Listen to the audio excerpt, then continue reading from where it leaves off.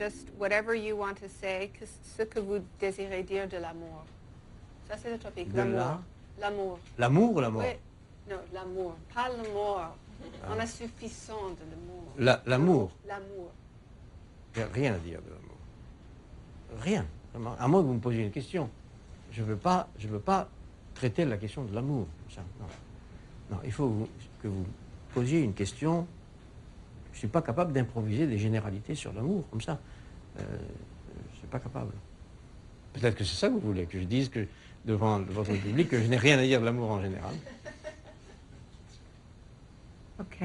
Pouvez-vous expliquer pourquoi c'est un sujet qui concerne les philosophes depuis des siècles? C'est un important sujet philosophique, n'est-ce pas? Je suis pas... Non, il faut pas me demander ça. Pourquoi les philosophes ont parlé de l'amour? Ça a commencé comme ça, la philosophie. Non,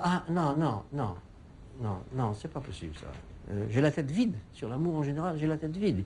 Ou sur la raison pour laquelle la philosophie parle beaucoup d'amour, ou bien j'ai la tête vide, ou bien me reviennent des clichés.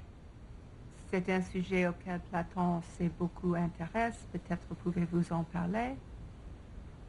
Alors, une première question qu'on pourrait poser, mais là je dévie un peu, c'est la question de la différence entre qui et quoi.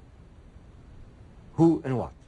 Est-ce que l'amour est l'amour de quelqu'un ou l'amour de quelque chose? Alors, supposons que j'aime quelqu'un. Est-ce que j'aime quelqu'un pour la singularité absolue de ce que quelqu'un est? J'aime toi parce que tu es toi. Ou bien est-ce que j'aime tes qualités, ta beauté, ton intelligence, bon. Est-ce qu'on aime quelqu'un ou est-ce qu'on aime quelque chose en quelqu'un? La différence entre qui et quoi, au cœur de l'amour, je dirais, au cœur de l'amour, partage le cœur. Est-ce que le mouvement de on dit souvent l'amour est un mouvement du cœur. Est-ce que le mouvement de mon cœur aime quelqu'un, c'est-à-dire une singularité absolue, ou bien aime la façon dont ce quelqu'un est? On est souvent, l'amour commence par un mouvement de séduction. On est attiré par ce que l'autre est, ceci ou cela, comme ceci ou comme cela.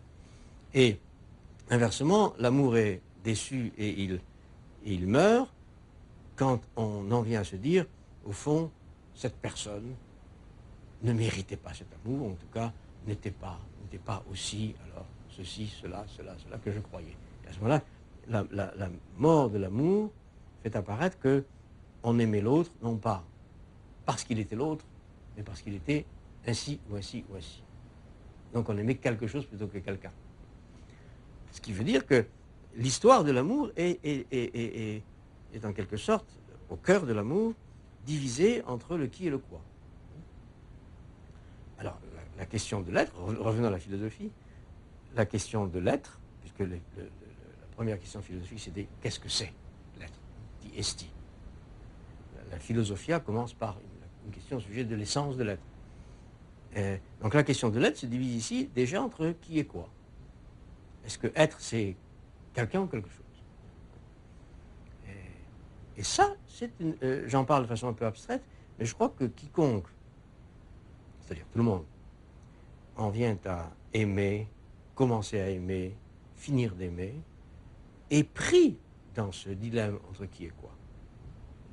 On voudrait être fidèle à quelqu'un,